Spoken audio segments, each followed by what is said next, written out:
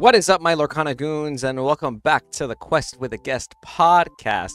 My name is Kevin, and every week I am joined with my co-host Zach Stone and a fellow Illuminator to talk about the game of Lorcana, get to know them a little bit better, and try to learn a little bit more about the game ourselves. This week we're joined with a very special guest, fresh off of his win at the DLC Toronto. We get to hang out with level 9001, aka Diego Saz, who is now a Disney Lorcana champion, getting first place at the DLC in Toronto this past weekend. Diego is a Lorcana goon at heart, not just because he lives and breathes the game and has been playing since basically the first chapter, but he's also a subscriber and in our Discord. So huge shout out to Diego for supporting the channel and giving us the time and the insight on how to play a deck like Amber, Emerald. We're going to go over his experience in the Lorcana community, how Pixelborn has helped him become the player that he is, and how he came to the decision to take a deck like this to a DLC format that was a one-day format.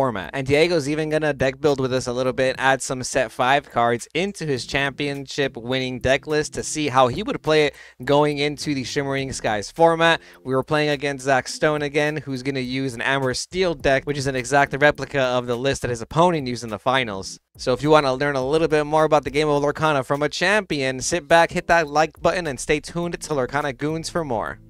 What is up, my Lorcana goons? Welcome back to the Lorcana Goons channel. You're watching the Quest with a Guest podcast. We do these once a week. Every week, Zach and I sit down with a fellow Illuminator to talk about the game of Lorcana and a bunch of other stuff. And today, we have a very special guest. We are in the presence of a champion running right off the DLC Toronto tournament. We have Diego Saz, who just took first place at the DLC in Toronto. Diego, congratulations. How are you feeling today? Thank you. It's been a wild ride. I don't know. The weekend, it just felt like a dream, and then I'm back to reality here at home. But it started to kick in. I was getting hundreds of messages saying congratulations. It's been surreal so far. And I do want to mention that one of the first messages he sent out after he won was in our Lorcana Goons Discord, talking about if we wanted to do an interview. And yes, we had to jump on it. Diego Saz, thank you so much. But I just want to say it on camera and to the people. He is a Lorcana Goon supporter. He's been watching the channel apparently since the first chapter. And it means the world to us. It means a lot to me to be able to see, people who support the Lorcana Goons dream, fellow Lorcana Goons doing well at these tournaments, doing good. And it's not easy, man. It's not easy. Zach and I have played a couple DLCs. The 2-game format, I think, is very polarizing. A lot of players hate it. A lot of players like it. And you managed to bring it home to your local, right? Your local to Toronto area. Yep. Yeah. I live about an hour and a half away, but yeah, it's awesome that I kept the title there in Canada. So that's amazing. Yeah, I'm sure that means a lot to a lot of people. Any shout outs for your local community that you want to give or do you want to mention? Uh, yeah, just all the locals. And then like people in my testing group online. So I was big on Pixelborn. Yeah, I reached the hardcore rank ladder, number 3, both times it was around on both seasons. So like that, I practiced with a lot of GMs on there and played with them online on TTS, and you know get a lot of practice from that, and then going to locals is good. And just I went to like a bunch of set champs all around the area, so I met a ton of people there at Toronto. I saw a lot of familiar faces. It was awesome to see them all at the end. They're just like, "Yay, congrats, congrats!" And yeah, it was a good feeling. That's sick, Yeah, man. that must have really felt awesome. I just wanted to kind of ask, you said that you were playing a lot of Pixelborn, you grinded a lot, tell us about that journey and what it was like for those that may not know what Pixelborn is. Yeah, no, the Pixelmon was great. Like you could just get so many reps, and that's what like something that how I learned the most. You just do lots of reps, learn from your mistakes. You find out when you need a mulligan, how to do it against certain matchups, um, and what to do in certain scenarios. You just do that hundreds of times, and something like Pixelmon, you can just keep doing it over and over again against all different people, and then also you're matched up with kind of like similar skilled people, so you're able to get that experience that you might not get at a local. And it's global, it's really nice. And yeah, that's basically beginning of set 4. Sadly, it was shut down, so I was able to get some experience there then, but knowing people from that community really helped out and able to continue that same level of practice with people of similar skill and learn from them as well. And yeah, it was really good. Yeah, I do want to mention that you did give a shout out to Pavel at the end of the stream. That was goated. That was sick, dude. I don't know if you saw, but the Twitch chat was going crazy when you did that. Everybody was going Oh crazy. no. Yeah, that was cool. That was really cool, man. A lot of people were just like, oh, he said the P word. He said the who shall not be named. No, but that's yeah, man. No, I'm sure that meant a lot to Pavel. I'm sure that meant a lot to a lot of us, bro. Because we've been begging for an official online client. Pixelborn was the online simulator that we had before, and going into this format, technically this is the first format where there's zero Pixelborn, zero like online testing of that type. You know what I mean? There was no data to go off of because we were in a weird I felt like a leap year format. We were post Bucky set 4. Everyone's focused on set 5, so aside from like playing your locals and being in your testing groups, like what precautions did you, I guess, take while going into this DLC? What were your priorities, and how do you end up picking a deck like Emerald Amber of all decks? So I knew this deck was always good to begin with, and what just held it back was Bucky.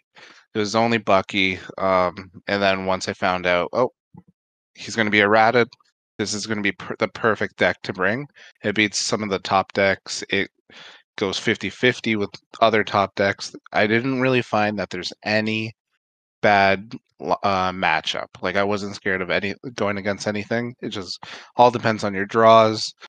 Depends on their draws. So I didn't really feel like I was unfavored in any matchup, and that's why I brought this deck. Yeah, man. Do you remember any of your matchups during like the first day of the DLC? Yeah, I had Mufasa, red yellow, Mufasa, red yellow. The next one always gets away. Oh yeah, red blue. It was kind of right. And then I got hit with round 4. I wasn't expecting it. Hyper aggro, yellow purple, and I did not mulligan for that correctly. He won the die roll, so he's going first. And I kept Prince John. I don't want to keep you don't keep Prince John against hyper aggro. It's not needed. And then he just hits me with Maleficent 1 drop, Pinocchio 2 drop, just steamrolls me. Next round, we go 1-1 split. So then do that. I guess some other matchups. I face like everything. There's red purple, also amber steel, another red purple, and yeah, and then top 64 was kind of similar too. Sick. Yeah, the Emerald Amber deck is definitely a threat to not be messed with. Like you shouldn't underestimate that deck. And in general, I think like you said, like you have like just good matchups against everything. And then and realizing that you kind of maybe took a misstep by keeping that Prince John against that hyper aggro deck probably goes a long way in the future when you're playing the DLC. Did you have like the top cut record, and did you like ID the last rounds, or did you play like all 9 rounds of Swiss? Yeah, so I played all games up to round 9. So by round 8 I was 5 wins, 0 losses, 3 ties, or 3 splits, and then going into the last one just did a split, and I was good. Got 19th seed. But yeah, that's really good. Yeah, that's a good seed for that. Definitely a good seed to have in Top Cut.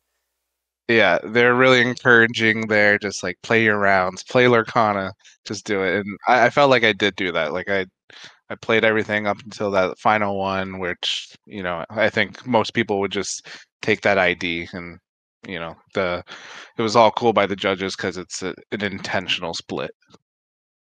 Yeah, the intentional draw thing is something that was new to me coming into Lorcana, because I had never played a TCG that allows that.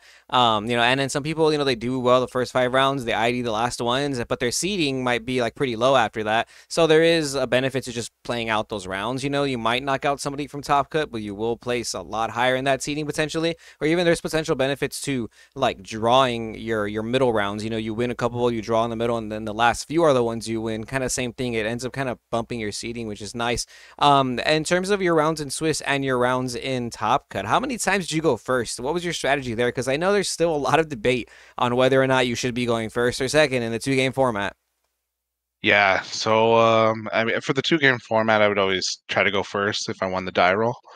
You Yes, yes, like thank you. you I have to. Yes, thank you. You see, big brain. Thank you. Hey, go ahead, go ahead. because just like I said, like the hyper aggro, you, if they're running that, you don't know.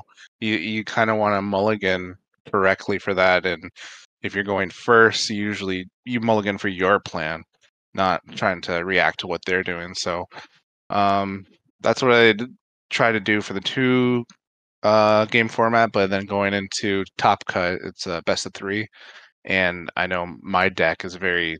You want to win the die roll. You want to go first, do the play because the deck is better just on the play, and making sure I went into Top Cut with a higher seed that is at least above like the 32 half mark was kind of worth it because and then your very first game you know you're going first, and then that'll help out at least win that top 32 bump, and from there I did have some that was on the draw, but luckily there was some upsets and I did end up being higher seed and further in the bracket and worked out for me.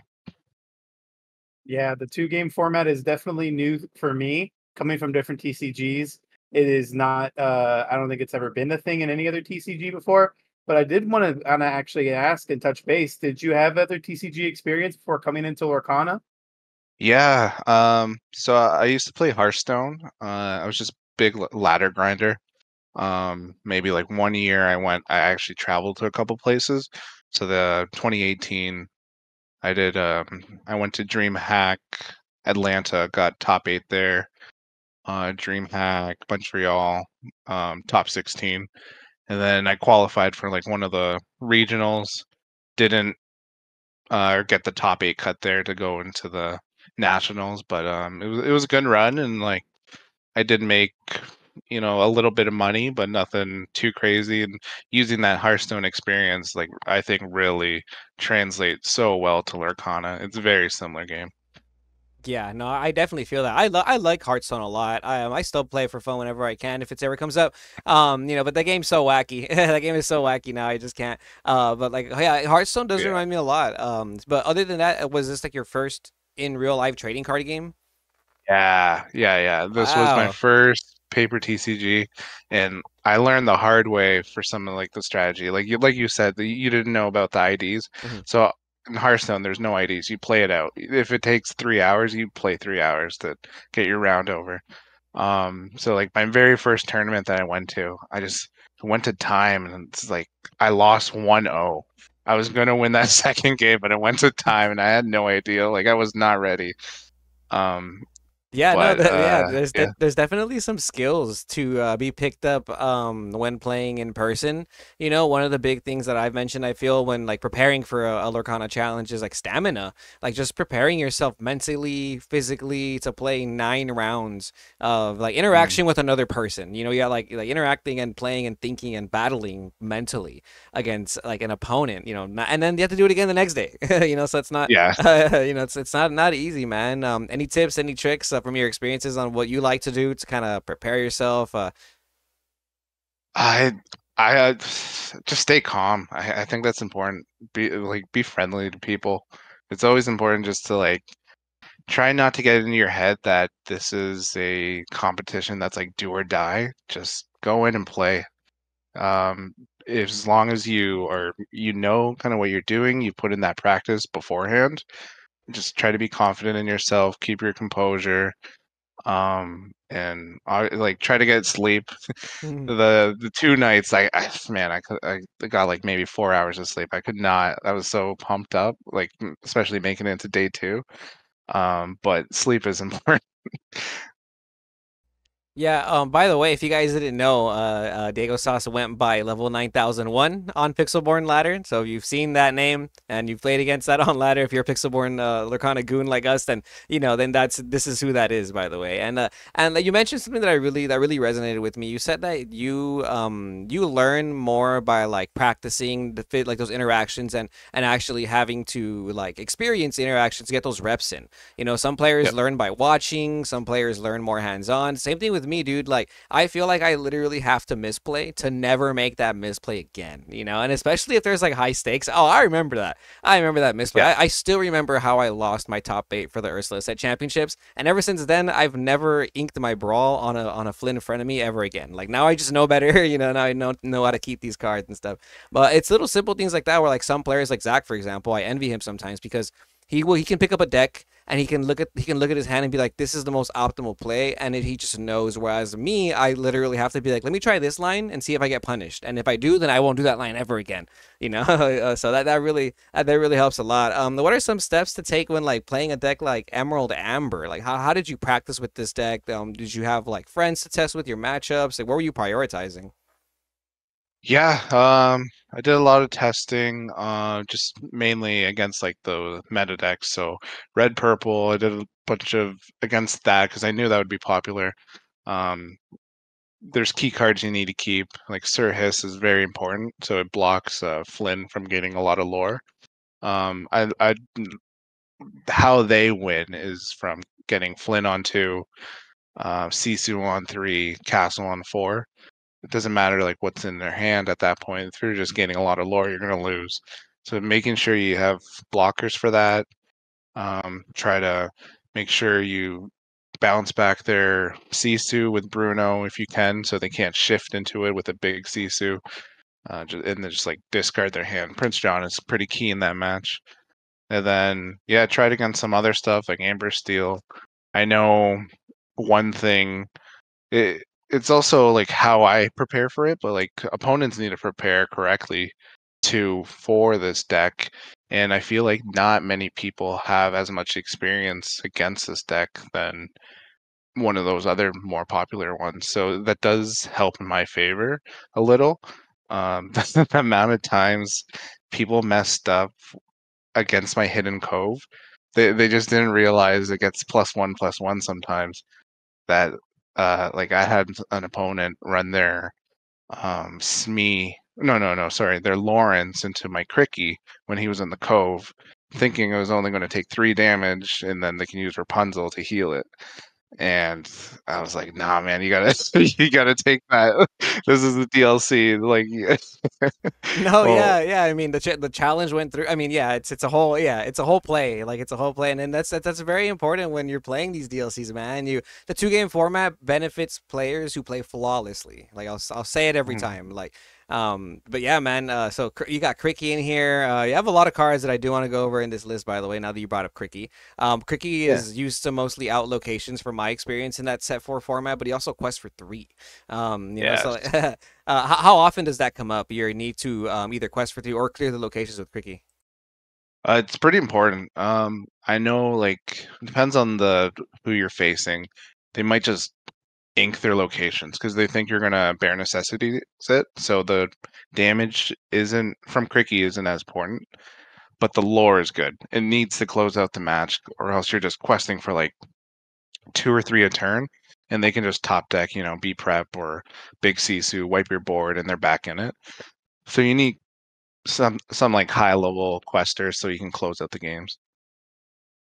Yeah, no, I honestly, Amber Emerald is one of those like pet decks that I kind of like will always keep close to me. I was trying to play it for some local tournaments this past week with the new edition of set 5 cards, but your deck list wasn't able to play any of those. And I did want to kind of ask you, like you had some like tech choices, like the one Lucifer, but as well as the one Daisy Duck, the one from set 4 that just makes your opponent choose and discards a card. A lot of these cards that I chose to play as well, and when I built the deck, were in consideration with how they work compared with other cards. I like, how the muses can bounce these characters back so you can replay them. Same thing with Ursula to be able to rip songs out. And I just wanted to kind of ask you, was the the one copy of BR Guest just sort of like thrown in there, or did you have more reasoning behind that card? Yeah, I used to play more copies of it. It's because a lot of matchups you need Prince John or Diablo by 3, or else you'll get steamrolled or you can't keep up with card draw.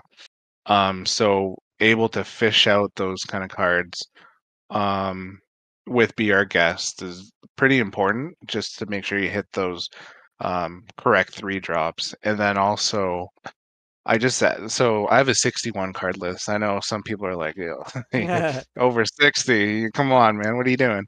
But that extra song helps with Aerial. And like, I don't know, it's a card that also you can dig further for, Prince John Diablo.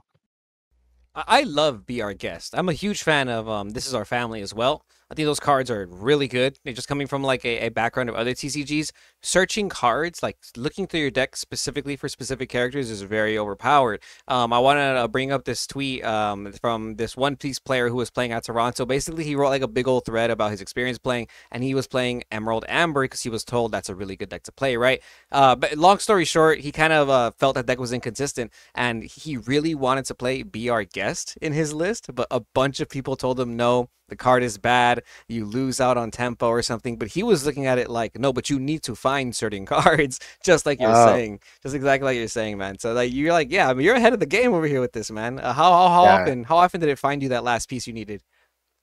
It helps. It definitely does. It did. Like, and you can sing it onto, like, say if you get Sir Hiss, you can sing it and then make sure you get that 3 drop. And also it's just an extra song is always good. It's good for discarding with Diablo if you're trying to shift. Pick it up with Aerial.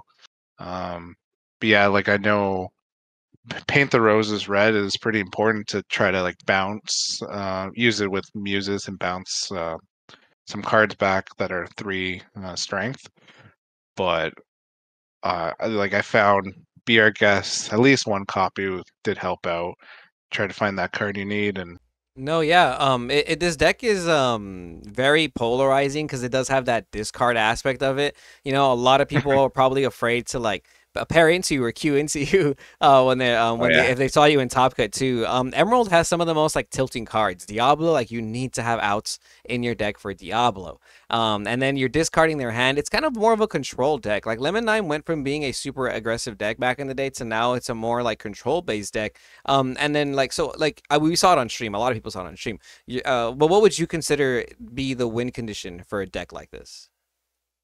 yeah. It's definitely a control deck. I would say you want to make sure you get a draw engine at the beginning. That's Shift Diablo or Prince John, and make sure they're protected. So you also want to have a 2 cost out that can sing. So if you're putting Prince John on 3, you can instantly sing, discard something. Make sure they're low on basically ink. They can't ink too high if they have no cards in hand, and then they'll be stuck with just top decking. Something that costs 5 or 6. Oh, gotta ink it now, and they can't actually play their cards later on, which can be annoying. This is the whole reason Bucky got a errata. Yeah, I think Prince John might be on that next list because he does some stuff that some people might not find fun. No Bucky, no problem for level 9001 over here, dude. Just ripping your hand. But I love the way you worded that. You pieced that out. You're taking away the ink resource from the opponent. That's the way you lose in Lorcana if you're bad, if you have like bad deck building choices. If you can't ink, you're gonna lose. So you're taking away people's ability to ink cards. And then one of my favorite plays is to drop Lucifer on them when they're just kind of like trying Oh to yeah. get rid of their hand, and you just tie a little pretty bow on the game, and Lucifer closes it out. This deck is crazy good, man, and you're obviously a consistent player. You know what you're doing. You won the event, but I do want to ask you: is there any cards in the list that you probably would switch out if you would have gone back in retrospect? In retrospect, honestly, no. I think it was a solid pick. I was in between what I wanted my list to be, and this is actually like the list. I didn't play too many games with the current list that I had, but it was certain choices. So I upped it to 3 Cricky. I've started realizing, yeah, like Cricky, you need something to close out the game, so you need that 3 quest lore. Sometimes you're inking 1 or 2 Cricky early game just to get ink, and then you want that other one to just be a body on board. And Cove, I think Cove was very underrated. Some people might not run it in their list, but uh, it's something that just protects from brawl, protects from baboom. The big Sisu shift too. I think I like Ko Yeah, for that reason. Yeah. yeah. It's one of those cards that's just like if you didn't have it in your deck, you're not winning that way. So like if you're trying to have the perfect hand and make sure your lines stick, Cove is something that really makes Diablo. Yeah, Cove is just one of those cards that, like you even mentioned before, a lot of people didn't even understand how it worked, and like those interactions can definitely give you a big advantage. And just some of the neat interactions that Cove allows you to kind of like dodge too. Just having extra, having an extra character on board to, I'm sorry, having extra ink to move that character on board to it to nullify the Flynn Rider. Let's just say you had Diablo no shift, you can Cove, move it, then they can't gain that 3 lore, which is like you said, how they win that game. So it just stops like, these small interactions, which I really think is like pivotal in this kind of card game. So, Kevin and I definitely want to kind of showcase this deck in action. We're going to be getting our tabletop simulators ready. You don't want to miss this. All right. Before we get the tabletop sim, I do want to ask Diego. Actually, let me share my screen because I want to get on. I want to get in on this Dreamborn activity and see if we can just quickly update it for set 5. Any cards that you'd maybe consider adding for set 5? I think that'd be pretty cool. Yeah, I've been taking a look. Honestly, not many cards. There's not many cards that would impact the deck too much. I think if you want to get spicy, you can start looking at You're Welcome or the new legendary Ana, the 3 cost.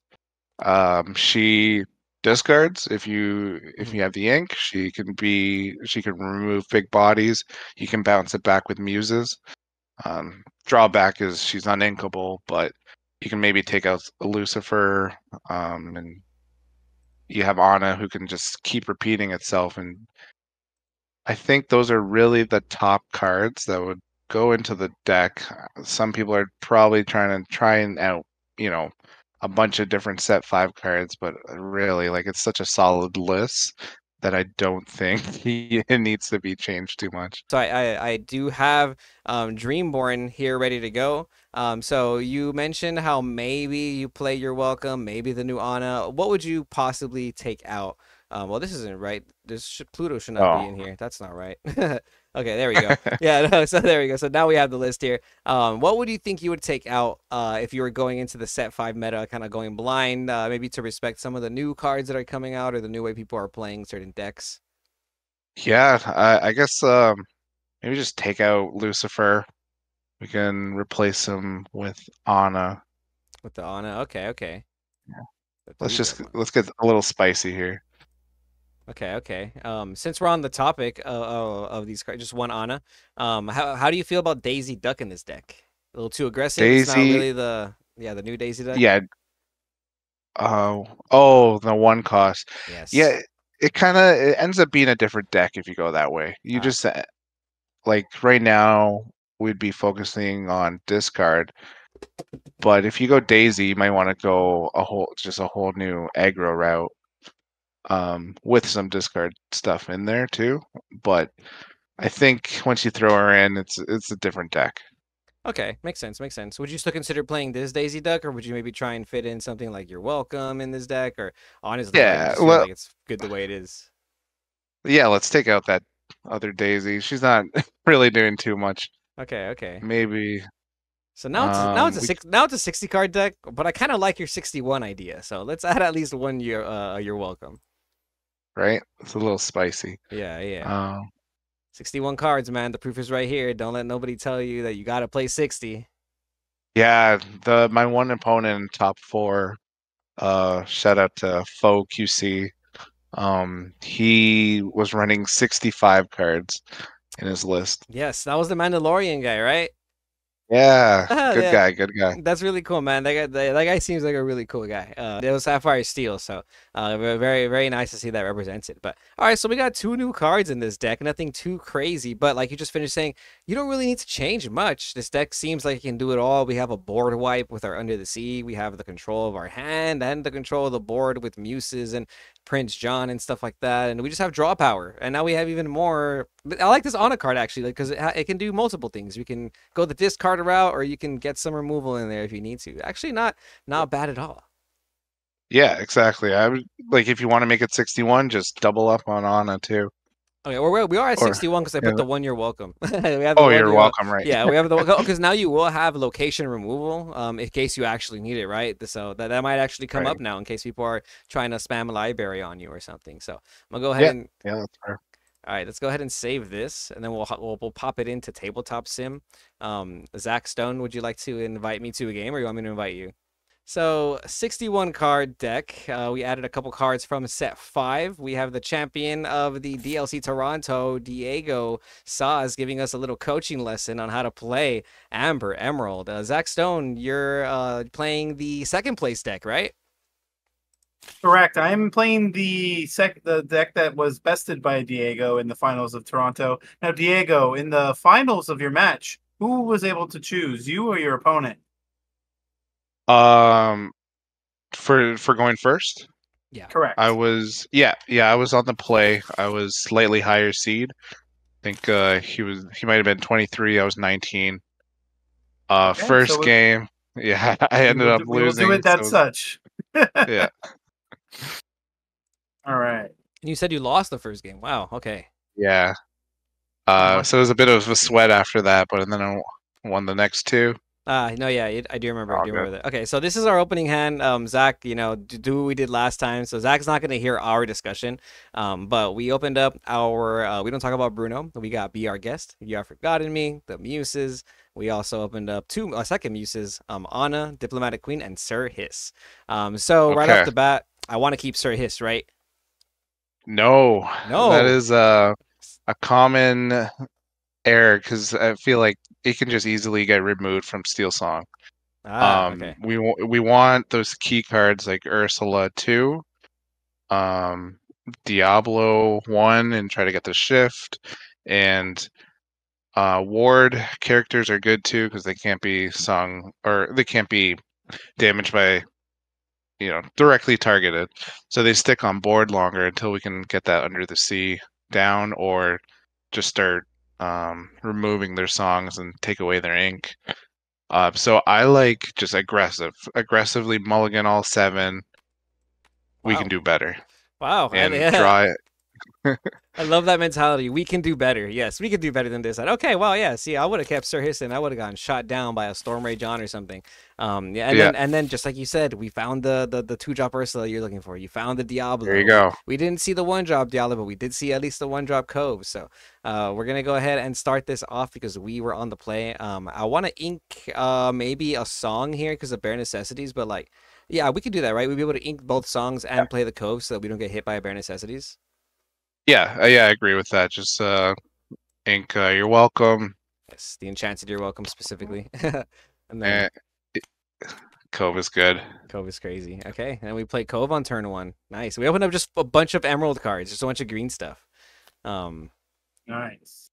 So Zach can't hear us when we talk, by the way. Every time I pass turn, Zach turns his microphone back on. That's the little game we Okay. have going. Yeah. So I saw You're Welcome, and just want to point out that this deck I have has no set 5 cards in it, so I'm at a disadvantage. Yeah, well, I mean, I said I was going to add set 5 cards, but let's just assume that you just didn't draw any of your Daisy Ducks. All right, All right, so that's back to you. turn Ink Queen, play a Cindy turn 1. We'll draw. for Classic. turn. Classic Amber Steel shenanigans, right? They're setting up for their storm and whatnot. Yep. So it's a good sign that they're playing Cindy. They probably have Storm or something they can sing. So we don't need a second Cove. Just ink a Cove, play the Ursula, see what they got, take a song out. All right, Zach Stone, show me your goods. Bam. Okay, so they have 3 songs actually. They have Grab Your Sword, Zeus, Storm Rage on, and then they have Ariel, Sami, and a Rapunzel in their hand. So we know they're gonna play Sami next turn. This ideally, what do you go for? Probably the Storm because it's a song they can use immediately, right? But is there something I'm Yeah. not seeing maybe? No, that's exactly it. We have another Ursula in hand, and like grab your swords can be an issue, but that's what Ah, like they're not going to play it until turn 5 or if they get Ariel down. So we'll worry about that later. okay, cool. So we're gonna go ahead and pass back to Zach Stone. Yeah, having multiple Ursulas in almost any matchup is really good with this deck because you punish them for keeping songs, and you punish decks for having uninkable songs, which is actually crazy. Yeah, exactly. So yeah, now Zach just has to ink, and this is like what I was saying. We're trying to make sure he gets down to little ink as possible, right? Yeah.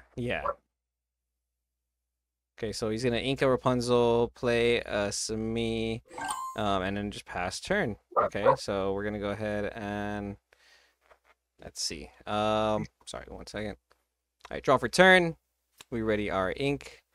We're gonna go ahead and okay, so we drew Muses for turn. We know the Grab Your Sword is there. We know the Zeus is there. He has 4 cards in hand. Are you just slapping Diablo here because they can't play Zeus or Grab Your Swords? Yeah, I like it. It kind of it prevents the Rapunzel heal on this me in a couple turns. Um, while it damages itself. So like if he decides to use Rapunzel on me, we're drawing cards with Diablo. So I like inking Bruno and just throw down Diablo. Ink the Bruno. Okay. Oh, okay. So we want to. Yeah, I was about to ink Cricky. But again, yeah, I keep forgetting. Not I keep forgetting. Sometimes I need to get punished. I need them to go bears, so I never do that again. But yeah, inking the songs away so that we don't get hit by bear necessities, right? And Yeah. obviously we don't quest because we just get hit by the Sami, so we'll just pass there. All right, Kevin. I see what you did there. Make sure your Diablo is safe and sound, huh? Yeah, man. We gotta prepare. We gotta play. We gotta play 3 turns ahead of you, dude. 3 turns ahead of me, huh? Well, I can't really do much about that. Except one thing. Inko Rapunzel. Oh no. What did he draw? Ariel, okay. Ooh, this is spicy. So Ariel is gonna look at the top 4 to grab a song. Classic Amber Steel shenanigans. We play Ariel in this deck too, so you know we have just as much power in our deck to dig for some songs. Yeah, but you don't have a power of the strength of a raging fire. That's rough. Okay. Oh. Yeah, that's a good one.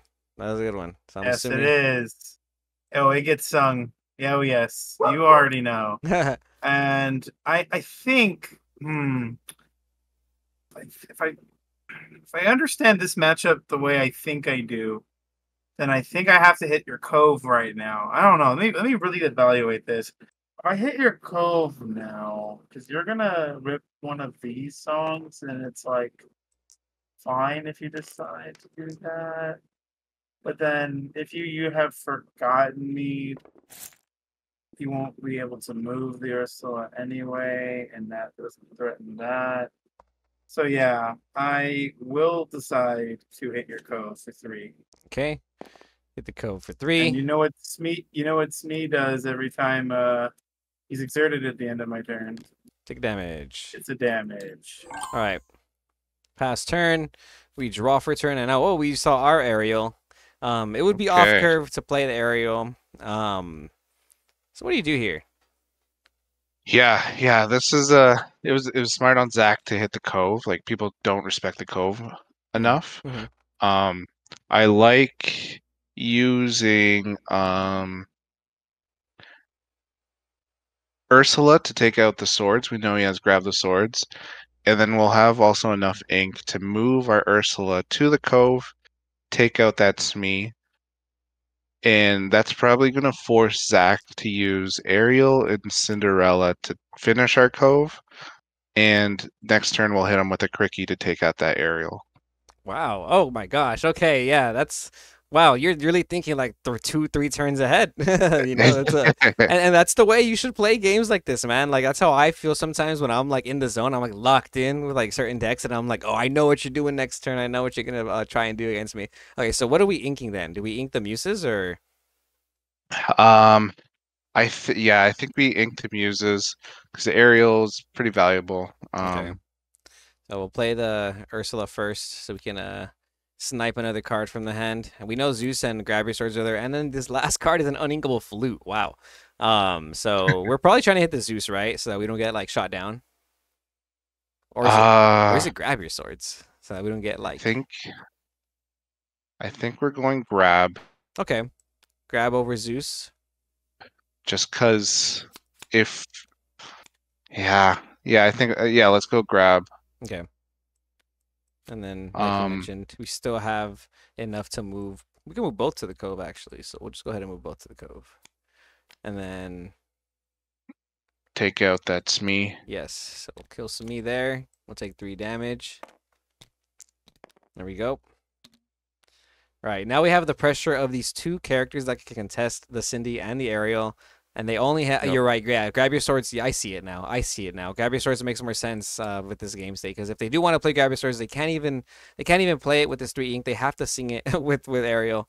So we're putting them on. We're putting them on top deck some inker. You can't play the game. Okay.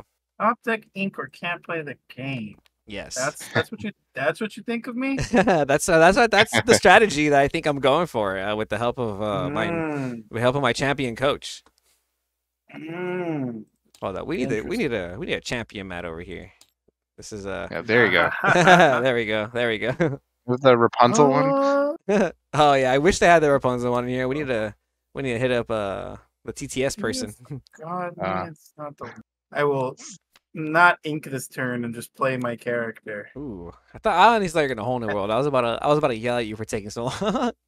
Okay. No, and then we'll go ahead and kill. We'll kill the cove. Yeah. Wow. Yeah. We'll do something. Yeah. We'll make sure that Ursula's dead. Yep. Ursula dies too because it had the 3 damage. Okay. As you guys didn't know, damage does not leave, and so that's my turn, sir. Do your best or your worst. All right. Man, bro, this is gonna be so cool when Zach rewatches the video and we just like straight up call this play. This is gonna be so cool. Oh, that was really cool. Okay, so you still want to commit to this Cricky situation where you? Yeah. Okay. We're doing Cricky. I'm actually gonna. I think we're in a... Go ahead. Yeah. Sorry. Go ahead. I think we're in a good spot to just ink Ariel, so then we can go Cricky. Wow. Okay. And I kind of it contests his board. He's low on ink. He's gonna Zeus or Cricky probably next turn, and then the turn after. We'll have another Cricky, which is just a solid body. Okay. Yeah, I really wanted to keep this Ariel because maybe it's too greedy. But yeah, exactly like you're saying. Like the body is probably way more important in this matchup right now because like we want to be able to just make sure they can't run away with the board, right? Like the moment we can stop them from having singable characters, we should be like in a great position. Okay, cool. So I'm actually gonna try and tilt Zach. I'm gonna play the Cricky that we drew. Because yeah, that's another thing too, guys. If you want to, tilt your opponent, do stuff like that. Make sure you play correct in doing those correct plays. Because he doesn't know we have a Cricky already, but this might get him to be like, wow, he drew the Cricky. So our Ursula is beefy. Now we're gonna go ahead and take out his Ariel so he cannot sing Whole New World or sing any song for that matter. And yeah, if he wants to do a value trade there, it's not gonna work in his favor. So pretty good. I like that. Okay, yeah, this is some next level playing right here because I would have been misplaying left and right. This deck is hard to play. Yeah, no, it's a hard one to. You got to think turns ahead, right? And when you have 12 cards that can see their hand, so there's always a lot to think about. Okay, so he's gonna ink a queen, and then you're gonna hard cast Zeus on my Cricky. Predictable. I'm just kidding. Predictable. All right. So we'll use the Cinderella to challenge the Ursula, and we'll go on a quest with our Smee for 2. Okay. That will give us a damage on our Smee, and that will be the end of the turn. All right. So he did Zeus or Cricky. They drew an Inkable, they Zeus, and then we drew an Ariel, and we just still drew an Ariel Nice. anyways. Yeah, sometimes lucky. But I mean, hey, we play four of them. There's a reason why this card is $7 now for the non-foil and $20 for the cold foil. By the way, Diego, I just uploaded a Market Watch and I shouted you out, talked about you obviously in your deck, and Hey. I don't know if you know, but you've made card prices just jump up this weekend with the Really, I love yeah. it. I love to see that. Yeah, yeah. Like, The D23 Ursulas are like almost $70 now. They went from like 50 to 70. But yeah, man, I love the way the meta shapes things. But anyways, yeah. we drew Ariel and we have Cricky. We can play Cricky or we can play Ariel here. Were you risking it with the area or are you trying to get some tempo? Let's get some tempo. Let's just throw Cricky. It stops them from questing, or just it's an awkward quest, and then we can start doing some aerial stuff next turn. Okay, yeah, slow roll it, be a little patient, and we're in the driver's seat. Is if they whole new world us, well we know they have flute, so even if they draw a whole new world, they can't use it. So we can Yeah. start generating some advantage. Some card draw even, but or I mean some pluses with Ariel, for example. Yeah, and I like that, man. You definitely set up a winning scenario. Now you put them on, you can't quest anymore, because this will contest me and Cindy together. It's kind of crazy. Oh. Yeah, my top deck here wasn't the best. Knowing the matchup, I have to just kind of spend my ink efficiently. But we gotta play double flute. Double flute. Ooh, double flute. I can exert these flutes and gain 0 lore, by the way, just as a heads up, in case it ever matters in the game of Lorcana, exerting items and triggering other abilities. That's just how the game goes. So, Kevin, after that, it's your turn. All right. Ready our ink, draw bare necessities, which is not usable now because he played both his flutes. But our only play is now Ariel. So we'll Ariel first before we ink, because for whatever reason, if there's a card that we get off of this that we can ink, it probably makes more sense. Okay, and we only have one song, which is Painting the Roses. But we're gonna get that. We'll put back a Kita, a Muses, and a Prince John, which were nice cards to see, not gonna lie, but we at least have some stuff. Do you use this Roses just to draw a card right now? No, I think we just keep it. Even if he draws a whole new world next turn, he can't use it. So I think let's just be a little patient. We might be able to get Muses next turn, and we can start bouncing back our Ariel and yes, okay, keeping those songs. Okay. So you want to be patient, hold some of those songs. Do we ink Bear or just keep it too? Just keep it too. He could draw a whole new world and we just snipe it. Right, if he just draws and passes. All right, and we quest with the Cricky every time, right? He's just too good not to Oh quest yeah. with. Okay, yeah. At this point, yeah, you really said it, man. This can be your win con, right? That's crazy. Yeah. I have to just make a critical decision here, and I think it's inking this. I don't know if I play it or not. Let's go ahead and pass. All right, draw for turn. Yeah, you're just inking passing now. We're just controlling this entire game. So quest with this every time. That's never. Do you just quest with? No, we don't quest with Ariel. We can't, right? We have to make sure we can. We discipline ourselves. We make sure we draw Muses or something. I feel like I kind of want to ink here though, in case they do draw a whole new world now. Yeah, whole new world could come down. I like just throwing down our Ursula at least to start. It's like actually just playing it. Playing it. Oh, okay. Oh, okay. Oh, well, yeah, because any song that they play is probably going to get either inked or played. Zach actually just showed us that if he has a song in his hand, he's not going to want to keep it. So this probably isn't going to do the same thing anymore. And now we just have an extra body. Do you want to ink this? We can ink Bear now. Just because he can play Whole New World if it comes down to it. Yeah. I like not questing yet. Maybe we start to turn up the heat next turn. Okay. Like with the Ariel, right? Or with the Ariel. I feel like at this point, Cricky's going for 3 every turn. Yeah. It does. So now we got 5 on board. It's a 3-turn clock. Okay. Oh. All right, let's play my big Robin Hood goon. Big Robin. This is now that I drew Robin Hood, I definitely think I can try to survive this game. So it is your turn. Right. That Robin Hood is pretty Right. intense, and we've drawn. Yeah. Okay. That was a good one for him, definitely. Uh, I think we want some better cards. I like singing Paint the Roses with Ursula, just in case we draw into better options. Okay, so we're gonna lower the strength of this Robin. Lower the strength, then we draw a card off Painting the Roses. We drew a 1-drop Diablo. It's not the best Okay. card. Hit it with another. We're on a bit of a clock now. Yeah, we're just gonna hard cast it though, right? We're not gonna sing it. Yeah. Okay, so we'll Yeah, do it just hard again. cast. Come on, let's see some magic. Let's go to Bruno. Okay. Oh, okay. Okay, Ariel. Play Ariel for 3. Hope for a Bruno, and we Come can on. snipe back that. Come on, baby. Let's see it. It's not. Oh. It's not Bruno, but Cricky might be able to bring us back into this, right? I'm so silly. I'm so silly. I'm thinking. I wish we could get. I've been playing Develop Your Brain too much. Yeah. I've been playing Develop Your Brain way too much. I like just playing it. Yep. We don't Just- need more ink than 6. 6 is pretty good. Just call it a day.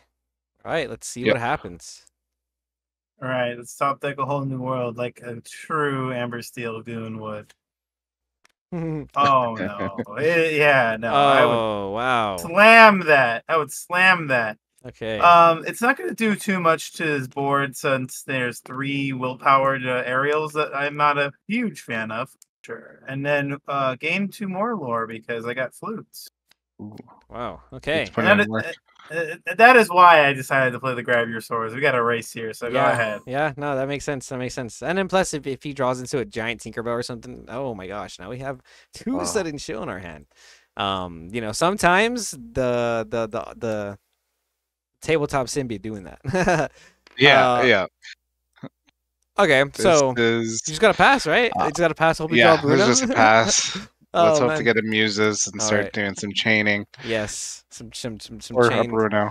links. It'd be like that sometimes. I feel you. I feel you on the pass back. This Robin Hood is so Ah. oppressive. That is interesting. What a draw, because it's exactly enough to deal the rest of the damage I need to kill an aerial. Makes sense. Oh. Makes sense. And I can quest. Oh my Gain gosh, 2 he's more lore getting with 2 my lore flute. every time. Oh, this is perfect. This is how I. on. Alright, draw. Is this how you lost game 1 in the finals, Diego? It was similar, very similar. Okay, draw for turn. Come on. Oh, it's a none. Oh, The odds of drawing 3 discard cards back to back to back is a little. This doesn't really happen. yeah, Oh man. that's not the greatest right now. Okay, for sure. I think I'll just ink this one, right? At least ink this one, Yeah, just in case of the whole new world. Yeah. Okay. Let's think that. Pass. Go ahead and pass. Believe in heart of the cards. Yes, the heart of the cards will get us there. Come on, Zach. This is a heart of the cards getting me there, sir. Come on, sir. Oh my gosh, back to. Oh, Oh no, that's actually crazy. Yeah, that's actually crazy. Okay, Flute's actually putting in work. I'll leave myself undeafened. So flute is go nice. ahead. Flute is nice. Oh well, now it's a little too late Okay. for this one. A little too late for that Oh. one. Go ahead. Oh, that's so dirty. It's gonna get hard casted too. There's a whole new world. Finally, Oh, no. it's finally a whole new world. You're waiting for that. I've been waiting. I wish you would have drawn whole new world. See, look, he could have drawn all those songs in a different order. He could have drawn whole new world into the rest of the songs or something, and then we could have had all this nice stuff. But no, that's not how it happened. All right. Jeez. Just had to get the Robin Hood. Yeah, the Robin Hood is crazy. The Robin Hood was so oppressive. All right. Okay. Well, looks. This one's show me a song. Well, let me draw for turn, but show me a song. Show me a song, buddy. All right, that's the all right. Oh, because he has one song, he just goes flute, flute, and then we have bare necessities. we could have bare Muses, necessity. True. Yeah. Let's go to the next Paint one. the roses. But Well, Zach, you go first on this one. Ooh, I like Okay. this. Yeah, this is a way different hand than what we had before. Obviously against Amber Steel, it does feel a type of way, but how do you start off? We get rid of Under the Sea. We'd rather draw into that. Get rid of Bruno. get rid of You Forgotten Me. Get rid of an aerial. Yeah, I like it from here. Okay, so keep the double Diablo. You don't keep the song to have the shift target, or you think you're gonna see one? Um, we we kind of want to make sure that Diablo's protected. Like if they're playing Cindy, so we want that extra chance of getting Ursula. We'll probably see another song. So, but we want a chance to get We Ursula at did, yeah, least. we did get the Ursula, and it was the 7th card, so it's kind of important actually. Okay, so Zach's gonna go ahead and ink SME and play a queen. Okay, so we're gonna draw for turn, and there's the other song. There's There the we song. go. There you go. Oh, I want to ink Diablo, play Diablo, and see what we're working with. I like it. Okay, ink Diablo, play Diablo. Show me the goods. All right. Don't give me Shift Queen and a spell, and I think we're good. Neither. Oops, He no just got songs. just a bunch of characters. All right. Double Oops, no Ariel, song. Smee, Vanessa, and Lawrence. Yes, Jennifer Lawrence. Okay. You mentioned something earlier, Diego, how you have how many characters that look at the opponent's hand? 12. 12. So, or 12 cards that do 12 it. cards. So 12 cards. There you go. Yeah, that's a skill in itself. Memorizing the opponent's hand, man, and being able to use that to the advantage. definitely, I gotta admit, I did forget a couple cards. People shuffle around their cards, they're inking, so it's hard to remember every single one, but you So can get a because general idea. yeah, we're just gonna have to ink this. It's the Ariel? Ariel Singer, and let's get that Vanessa going.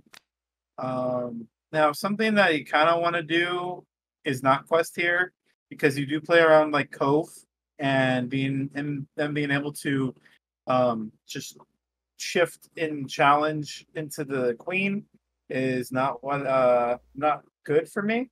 So I'm probably just not going to quest here just to play around something completely, I would say neutral, but it's small moments like this, like those little tempo plays is how you gain a bigger advantage in the game. And I just want to make sure I can be prepared against that. So it's your turn. Yeah, playing around everything. If I had Cove and you did a quest with that, then we just kill it. So we opened up Sir Hiss, and we have Ursula, but he didn't have a song, so we probably just hold on for this. Don't use Ursula, right? Yeah, I think we're good to just ink our Ursula since he didn't have that song. Okay. Play Hiss so it can threaten to say kill a Shift Queen. True. And then we shift that Diablo. Shift Diablo. Get some card draw. And since we know he didn't have a song, I'm feeling pretty good about this Diablo right now. So we're gonna pass back turn. I gotta ask you this: how many Diablo draws did you miss? Not as much as you would think, like I didn't think when any. I didn't think any from a champion, but I gotta ask because it happens to all of us. Yeah, it does happen. Like those games you lose, but you just gotta mulligan aggressively.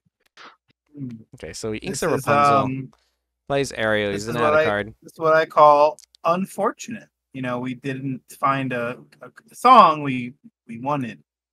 Oh, from well, this. unfortunate would be Ooh. not having a song at all. But at least he's getting a song that isn't good against us. The Yep. only way Criminal Mind is going to be good is if he has Shift Queen here. So that's nice. I'm getting a little ahead of myself, but I am really excited to go Prince John Bare Necessities on this guy. Let's go. Okay, And then that also sets up an aerial under the sea the following turn. Okay, so ink this Maleficent, this Diablo, because we don't need that right now.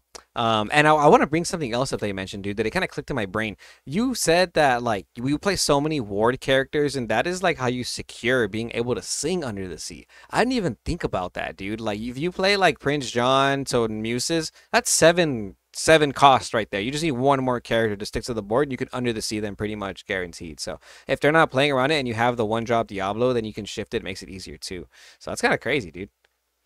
Nice. So we're gonna Exactly. Bare Necessities and probably use Sir Hiss. Just make sure that his hand is the same. All right. Rapunzel, Lawrence, and Smee this time. So he has a Rapunzel, so we gotta play around that. Prince John's gonna trigger now that we discarded his Criminal Mind off the Bare Necessities, so we get to draw another card. Ooh, now we're just drawing good cards. Now we're just drawing Good good one. cards. We Quest for yeah. 1. That's the Diablo because it has no characters, and we didn't. Oh, we did ink. We inked the Diablo. Yes. Okay. Now we're gonna pass. I'm very scared here. All you got is characters, man. Your song deck. Your song deck is lacking in songs. We draw for Diablo too. Yes. The Diablo draw. Don't forget about that. That's a lot. Like playing in paper, it can definitely happen a lot. Yeah, dude. I've been playing Clarabelle and Diablo in the same deck, and like I draw at the end of the turn, and I forget that when they draw, you draw another card. Oh yeah. Clarabelle's such a sick card.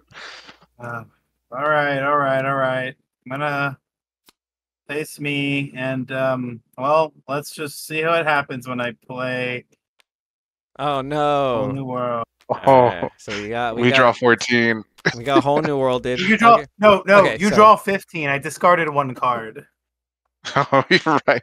Okay, so technically the way it happens is we draw 7 first, right? And then Yeah. now we can choose to trigger each one individually with Prince John, correct? Is that how it actually works? Like I don't have to draw all 15. I can just draw like 1 and keep going until I decide like Yes. You would get every single Diablo trigger and Prince John's trigger in the bag. Diablo has 7 triggers, so you can just pull them out one by one until you say, I don't want to draw anymore. So you have 8 triggers, meaning you can draw up to 8 cards now. Decide how many you'd like, and you could draw one at a time and decide after that every single time. So that's so the rulings, by the way. Diego, what do you do here? Because obviously you want to respect not getting decked out. What are you looking for, and when do you stop resolving your bag triggers? I think we start looking for muses at least. Make sure we get one of those. Okay, so it's a 1, not a muses. 12's nice. 2, not a muses. I do like this card though. Yeah. Well, 3, also not muses. Keep going. Okay. 4. Okay. 5. Nope. 6. Nope. 7. Nope. And then 8. Nope. Okay, but All right. I like this. Like I like this concept though because Bare Necessities will literally stop another whole new world from coming down. So Yes, we're chilling. exactly. We're chilling. And I think for the rest of my turn, it's just something as simple as playing 2 1-drop Robin Hood goons. Ooh. And here, no, Sorry. our turn's not over. Sorry. We're gonna sing and get rid of that Diabler. No. Not my Okay. Diablo. Yeah, I can't have you sing Under the Sea on me here. That would be devastating. That would be. Um, Yeah. I don't mind any sort of trading and getting rid of this queen. We can go on a quest now and let it go back to Kevin. Okay, so now we ready our turn. Alright. We draw for turn. We have a bunch of stuff we can do. Wow, we're even glitching over here with how many cards we have. Okay, so we gotta ink something first off, I think, right? I like doing just seeing their hand first. Oh, So okay. I think just sing Bare Necessities with Hiss, see what we're dealing with. Okay, so sing Bare Necessities. Check out the goods. We have a. Ooh, get That's- that out of here. Yeah, super. Oh, this is freaking Zach. Wait, let me see. So it was a Lawrence, Queen, and what else? No, not that. I think it was the Ariel actually because it was the Ariel. yeah because Yeah. everything else is just songs plus Lawrence. Okay, so he has Ariel, Queen, and Lawrence in his hand. We just got rid of the Grab Your Swords, so now he has to top deck a Grab Your Swords. Do you play the Prince John anyway, just so we can have a ward character? Oh, we don't have another Prince John. Never mind. Thought we did. Oh. Dang. Thought we did. So this might be We need to set up under possibly the a sea, weird right? play. The Ariel scares me. The Ariel in hand scares me a lot. Yeah. I'm almost thinking we just discard their hand and we almost set up a 2-turn under the sea. Slow roll it. Like just let them. Slow. Okay. Okay. How do you Yeah. discard their entire? Oh, well, we can go. You have Sing forgotten me John. and sing. Or Yeah. how does that work? So right now we need to think about how much ink they're also or lore they're gonna get. So for they're getting 4, 5, 7 on board,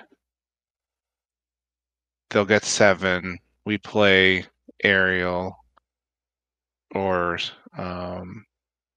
Cricky the following turn, and then they'd get another 7. So that wouldn't be, yeah, we couldn't do that. So, this is so annoying. I guess we have to hope they whiff on Ariel. Okay, okay. So, best way to is just plain Ariel. So we have possible Under the Sea the next turn. The singer Yeah. 5. Okay, so we'll play Ariel. Obviously, we'll dig for something. Might as well. Do we just grab the Bruno? Yeah, sure, why not? At this If they point. get something crazy from the Ariel that they're gonna play, it's not gonna go too well. And we And still have then an we just ink, ink. so. It doesn't even matter. Choose your poison.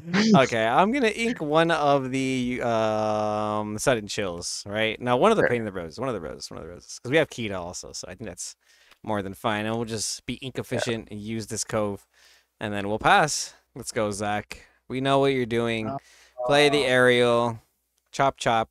Yeah, there's no Which thinking one? here. No. Oh, this one's we good? crazy. No, you're No. not. No. Oh, Top deck. that's insane. Yes. Top deck. Oh, this is too- And I might as well just get jiggy with it, and then yeah, she's gonna sing it, and then Sometimes lucky. one, What can you do? 2, 3, There's that 7 lore we were 4. talking about. 5, and a damage counter So goes 1, right 2, on 3, there. 4, 5, 6, 7, 8, 9, 10. Oh, so we go to I mean, 17 we can still next come turn. back. Yeah, there's a world. Okay. All right, and it is passed back to you, my friend. All right. No muses. No muses after all those draws. That was very unfortunate. We just so right now we just set up the Under the Sea for next turn. Are we thinking? We can just ink, Sudden Chill, Go sudden chill. play Cricky, and that's enough to sing Under the Sea the following turn, Yeah. But... as long as there's no crazy top deck. All right. And then from here we're chilling. All right, ideally, you just need to kill something. constantly- Need to kill something. come on. Yes. Stop. Stop it, Zach. Stop. Stop top decking. Wow. Wow. That's literally the best Oh card. my god. That's actually the best card. Actually the best card. Is that I put you at 18, I think. Yeah, I think I put you at 18. Yeah, so if our Ariel actually stuck on board, we could have just went Kita Under the Sea.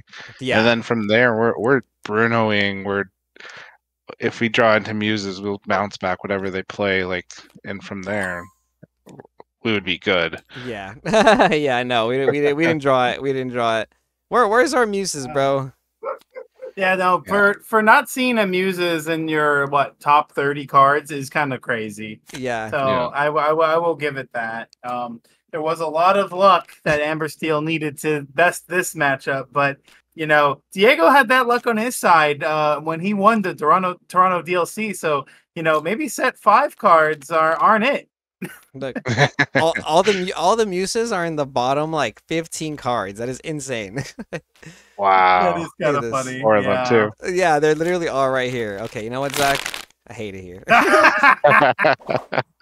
No. Oh, Okay. Let me. there's your muses. Okay, There's your muses. I just wanted to say, I will add that mulliganing is probably where the game is won when you mulligan correctly and knowing that matchup. Because I didn't keep any songs. I knew that I wanted characters that I was able to sing as early as I could. So playing Ursula on 2 was, I think, the best move I could do, especially when I had an Ariel on 3 to be able to play the song I find, because keeping that song means it gets Bare Necessity or Ursula, and it did happen. I got a song that I couldn't play, so it was just in the discard pile, which that's how the cookie crumbles. So yeah, I think 100%. It's mulliganing. It's understanding your matchups and your roles, and a little bit of luck on your. Yeah. No, yeah, you definitely played that really well. Like the me not being or us not being able to hit your songs with Ursula or Bare Necessities, that just puts us back, right? Like you're not losing that ink that we're trying to make you lose. I know in my finals match on the second game, there was one error on his side that he messed up that I think might have cost him that game itself. He had 3 songs in hand. When I looked with Diablo, past to his turn, he inks one of his songs, Storm Rage On, which makes it possible for me to shift Diablo, Bare Necessities, one song, and also Ursula, his other song. So he's not able to sing with his Cinderella to take out my Diablo that I would have played. So if he kept 3 songs, that's like the key point at turn 2 for him to keep. It's either no songs or at least have 3 removal spells that Cinderella could actually use. Oof, that's rough, man. Shift Diablo, sing Bear, and hit Ursula, man. Yeah, that's in hindsight, I probably shouldn't have inked that song, dude. Yeah. So real quick before we finish off today, man. What now that we've gone to the deck and stuff, what I guess would be like your ideal mulligan? You know, we did 2 mulligans in that game, real quick, but like ideally, you want to see what in your opening curve? Diablo shifts, Ursulas, Muses. Yeah, just in general, like the Diablo shift package is insane. If you happen to see Cove, 1-drop Diablo, 3-drop Diablo, like a Bare Necessities, Prince John, Ursula 2, that's kind of like a great hand. And hope to draw into another song, or like you don't even need that Prince John. Just something that Diablo Shift could discard, so you're able to keep it alive. Cove is really good if you see that Shift Diablo package, or else just ship it back if you don't already have that package. Sick. All right. Thank you so much, Diego, for giving us that knowledge. I definitely learned a lot more on how to play Emerald Amber. I kind of feel like now I know why I was losing with it. Definitely not making the right decisions. But yeah, it's very insightful. I really appreciate you taking the time to join us on this episode of Quest with a Guest and giving us a little bit of your perspective on not only the DLC that you got first place at, but just like the game of Lorcana in general. Huge congrats, man. Huge congrats. Like you can call yourself the best. You are a set 4-year Lorcana champion. And I think a lot of us are striving to be there. So like that's like the dream. It's like a dream come true. I'm really excited to play nationals with you. So I'll see you there. Yeah. Yeah, can't wait for that, man. Hopefully we'll make it to Worlds. We'll be part of the World Yeah, tournament. That's hopefully. a new dream, new dream. I do want to ask before you go though, what are you gonna do with your serialized Mickey? Are you gonna get it graded? What do you plan on doing with it? I might sell it. We'll see how that goes. Um, it's definitely, like I said before, I have a 8-month-old baby. Any money I can get towards, helping out there would be really good. And going into Continentals, I can't even imagine what's going to be available there. So I'm really looking forward to that. Looking forward to meeting you there. The rest of the people that made top 16, there's a ton of great people at Toronto that I've met over the weekend that I knew from online from Pixelborn. All great people, and like I just can't wait to get back to one of these and start competing again. Yeah, I'm very excited for the upcoming DLCs, Vegas and Seattle. If you guys are still watching, thank you so much. Kevin and I will be at Seattle.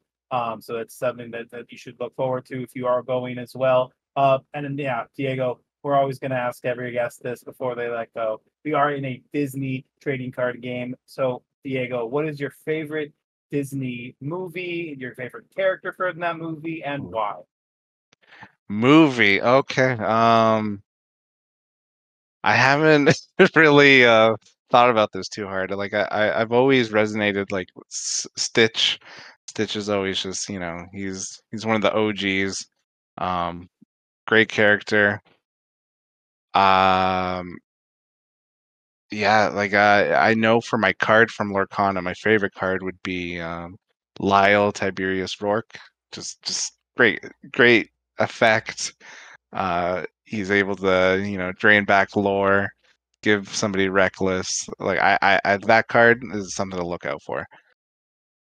Yeah, maybe would you consider playing it in your and adding it in your set 5 list potentially? Yeah, maybe. Like, see, I'm very adaptive, Yeah. so like I might not even play green yellow anymore. I'm on to the next thing already. Yeah, no, it makes sense. It makes sense, man. Yeah, we gotta adapt to the new meta. Now people are gonna be looking out for the deck. People are definitely gonna have it in their playtesting circles, and now they're gonna know a little bit more how to play around it. I hope that those who are watching learned a little bit on how to play the deck, how to beat the deck, and how to win with the deck, etc. But once again, Diego Sass, thank you so much for joining us today. It means the world to us. Congrats again, and thank you so much for being a Lorcana Goon supporter, man. You guys gotta hop on this man's wave and leave a like, comment, and subscribe to Lorcana Goons. Join the Discord. I asked Diego, hey, are you in our Discord? And he's like, I'm already in the Discord, dude. So it's just, it's Yes, join the Discord. that's some big brain. See, the champions are in our Discord in my Lorcana Goons. So be sure to like, comment, and subscribe. And Diego, do you have any social media or something? I mean, you're level 9001 on Twitter. I'll leave the link in the description there. But do you have any like YouTube channel you're gonna start doing, like anything like that? No, I haven't really opened myself up to that, but yeah, just follow me on Twitter, level 9001. Yeah, Yeah, show me out his on profile there. his profile picture is Lyle Tiberius Rourke, by the way. Yeah, I just I point that. Yep. Unironically, that is the villain in Atlantis, and you used Kita to carry you to victory. So I like that. It is, a There you little go. drawing the lines there. Hey, the irony. Oh, sorry, one sec. Drop my light. All right. But yeah, man. Before we let you go, any final shout outs, Diego? Just I gave some shout outs in my finals interview, but thanks for like my testing group out there. There's a bunch of like Pixelborn GMs that I would always play with, like Attack for Two, Coffin, Rally, Shadox. There's so many. Sailor. There's a bunch of names. Sorry, I can't. Fumbles. Yeah, great group of people. Sorry if I missed anyone, but yeah, there was it feels good to be able to test with a tight knit group of people. Yeah, man. Test with the best to learn from the best, and be sure to follow us on all social medias and follow Diego's journey, his Lorcana journey on Twitter as well. Can't wait to see what you do in the rest of the Lorcana career, man. Can't wait to meet you in Continentals. But until then, remember to stay tuned to Lorcana Goons, and we will see all you goons next time.